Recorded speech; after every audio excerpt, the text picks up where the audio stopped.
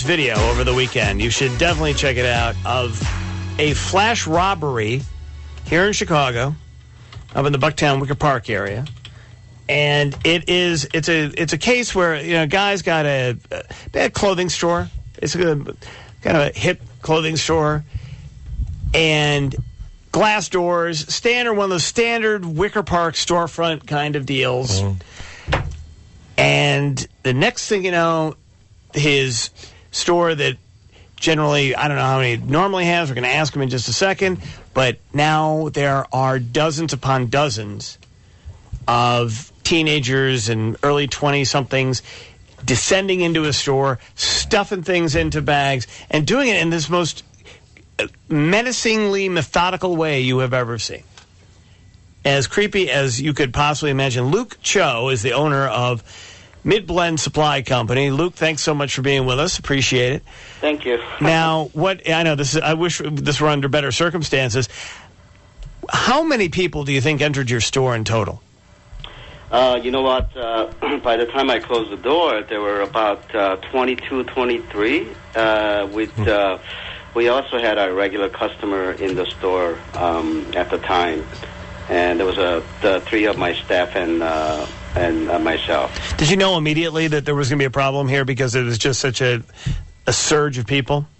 After about 17 or 18 teenagers coming through, processional kind of matter, I knew there was something up, and especially when they kind of went to one corner of the store. We normally keep our better denim. So I knew something was up, and I decided to close the door, and I actually kind of stopped the flow a little bit because there were another dozen or so outside waiting to get in, and they were angry that I closed the door. So they were banging and pretty much about to break the door down, if you will. They were banging on your door, demanding to be let in so they could rob you. Yes. Basically. Yes. So what were you inside the store at that point or outside the store at that point? I was inside the store at the point, yes. And you locked the door, and then you've got these guys behind you. And what were the people behind you trying to do? The bad guys who were trying to get out with the stuff. Well, you know what? I wasn't interested in monitoring what they're doing. I already knew what was about to happen, so I didn't even bother. If you look at the video, I'm the guy with the red T-shirt. So when I saw the group of kids coming in, basically one by one, as if some kind of like a military operation. Exactly. I knew there was something bad's going to happen, so I locked the door, and so I wasn't really even looking at what they were doing. I was more concerned about the few people, few of my customers in the store and my staff, and basically trying to get some kind of help. And I after I locked the door, I called 911, or actually I had my staff called 911. And so I was actually manning the door at that point because there were quite a few outside of the door wanting to get in. So the people who were in the store at that point, did they realize you were calling 911, and how were they acting at that point? No, I don't think they knew it because I kind of did it discreetly, and I told my one of my staff just say, hey, call 911 and lock the door, and we're locking the door.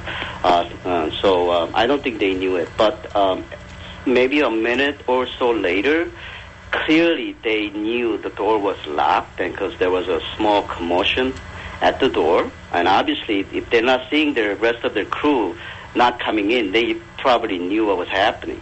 So there was a time where I saw them trying to put some of the stuff they're walking around with. They were putting it back and trying to figure out what to do at this point, because I think what they wanted was the door to be open, have all maybe 30 plus kids in the store, and try to rampage and pretty much emptied half the store, if you will.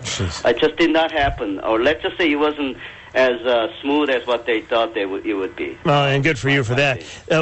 Now, there was some speculation in the news that they chose your store because there was also a street festival going on, and they knew it would be harder for law enforcement to get to that store. Do you think that's true? I think they probably put that into formulation when they were planning it out. There's no question about that, because it would give them an opportunity to blend in. And also I was told that security for the festival was thinned and stretched out, because actually they extended out a little bit more than the previous years. And the police was, to be honest, I have not seen one police. Maybe because they hired the festival people hired the private security. I don't know, but certainly at one point, I was at the outside of the door screaming out for help, and for about a good minute and a half. I wasn't able to get any help. How long did it take for the police to arrive once you called 911? The police came certainly after 20 or so, maybe close to 30 minutes, after they had exited the store. And there was nobody left. Did they catch anybody? Do we know at this point? No, but the police department had, I believe they identified quite a few. Because that's why they released this video, so people can actually see it. Right. Yeah, and see what's happening. Let me go back to when they all decided to get out, because they realized you were on to them. There were people outside. There were people inside. What was the most dangerous moment of this for you? Actually, my wife stopped by just to kind of see what's going on, right, for the festival, and we had a very busy day.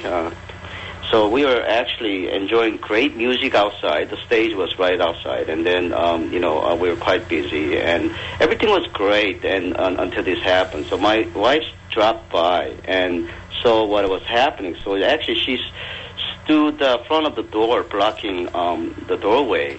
And she got basically, pushed and elbowed, and I don't know, may not be a punch, but she got some scratches and bruises.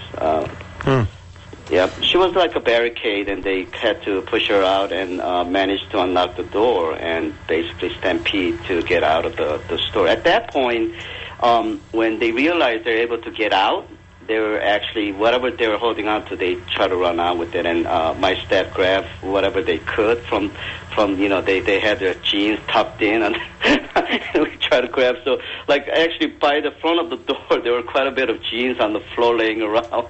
This isn't even my size. Well, they weren't interested in getting their size. Well, some did. Look, if you look at the video. I know the video looks like some of them were almost wanting to try on the jeans that they were looting. Yeah, right. Yeah, it was. I think what it is they were expecting grab and run kind of situation, right. And what a surprise! They were disappointed the door was locked, and I don't think they planned that part out. Right. Well, Luke, hold on one second for us, but I do want to ask you about what kind of security measures you'd like to take next and what the actual amount of property stolen is. And we're also going to put the video up at WLSAM.com if anybody wants to take a look at it, and if they can help identify any of the people in it, that would be really great. Luke Cho, who is the owner of Midblend Supply, who was flash robbed over the weekend on Milwaukee Avenue in the middle of the Wicker Park. There's a music fest right there on Milwaukee Avenue going on, and the video is jarring in when you see it, because you see the numbers of people and the organization of what was going on there. It's pretty crazy. But first, Christina's got 45 seconds in heaven. Okay, we're talking to Luke Cho, who owns the store, the denim store. They got flash robbed over the weekend up on Milwaukee Avenue, and it's made, again, like everything that's happening in Chicago this summer, it's making national news as the video of this has gone viral, of these kids coming in, a couple dozen, and it got into the store, another dozen outside the store, trying to get in the store to rob the place, and stuffing stuff into bags. One guy holding them up, looking at the other guy. Does this make me look fat? And then here's poor Luke Cho, his family business, trying to keep all of his material, his merchandise there. How much did they get away with, Luke? I would say close to $2,000-$3,000, and that's only we were talking about 12, 13 pairs of jeans. So that's it. That's actually pretty amazing. It was because I saw the one guy trying to stuff stuff into a bag. It was like he brought his own luggage with him, which is always a bad sign if you're a retailer. If a guy brings his own luggage into your store, that's never going to be good. Yeah, and actually, what they brought was at the festival they were giving away free bags.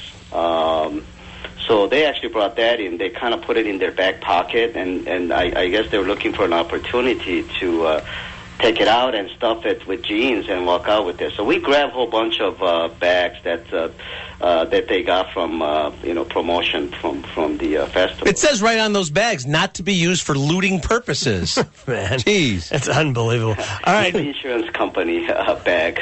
They all had that one. It was blue, and I won't say the name of the insurance. No, I don't think we should, Luke. Because maybe a bail bondsman should advertise. I have a whole bunch of their promotional bag in the store. I'm really hoping that you actually file a claim with that promotional at that insurance company and see what happens there. All right, what are you going to do here to make sure this doesn't happen again? Are you going to take any kind of measures? Yeah, actually, we're certainly when we have a not ordinary day, during the festival times or some special event days, we absolutely going to have an armed security guard. As a matter of fact, we have an event coming up. Of all things, the very denim that they were targeting, we're actually having a store-in-store opening on August 9th. So on that day, we have an armed sheriff that we hired, and so we should be okay. Yeah, that's interesting, though. I'm hoping this won't happen again. I know but mostly, you know what? I'm hoping, like through this, other retailer would see it, and maybe hopefully they realize that may not be immune to things like this. It's not really. It doesn't really only happen to big corporations, big box stores. It can happen to small shops as well. And that's an important point to make because those actually would be a little softer targets in a lot of respects because they don't know to what degree the big box stores, they got cameras everywhere and they've got security people and they've got old people in vests, what goes on there. But in a store like yours, they don't know what level of security you have and they're going to assume that it's probably not as good as a big box store. So they're going to try to go get you. We had quite a bit of shoplifting issues prior to this, but not to the extent. Not like this. Yes, this pretty dramatic. But normally what I do is generally I don't really even like calling the police because really it doesn't go anywhere with the juvenile. Do you think all these were juveniles? I believe so. I could be wrong, but they certainly. The quite a few that we identified, they're actually high schoolers. Nearby high school. That's interesting. Yeah, but what I did was basically if I catch a shoplifter and if they're underage, I actually like to call their parent, and if they're once I get the parents notified, and if I'm able to have a conversation with parents, I generally let the guy go and basically, hey, listen, don't come back here again. I'm giving you a second chance. So I think I have done that a few times. As a matter of fact, one of the teenager that was in the video got caught shoplifting only 3-4 weeks ago, and I talked to the parents. So you know exactly who one of those guys is. Okay.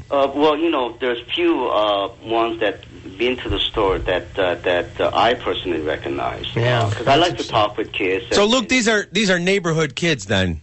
I think some not. So it's definitely not just a single area. The question is, how do they organize? And the question is, did they organize? And that's, I think, what law enforcement and a lot of people want to know the answer to. Are these guys organizing on social media? Are they organized? Did they just all decide to get together at this festival and then go? How did they decide to do what they did? And how do they create the logistics of who goes in, who comes out, all of that? Because the organization of this is really the threat more than anything else.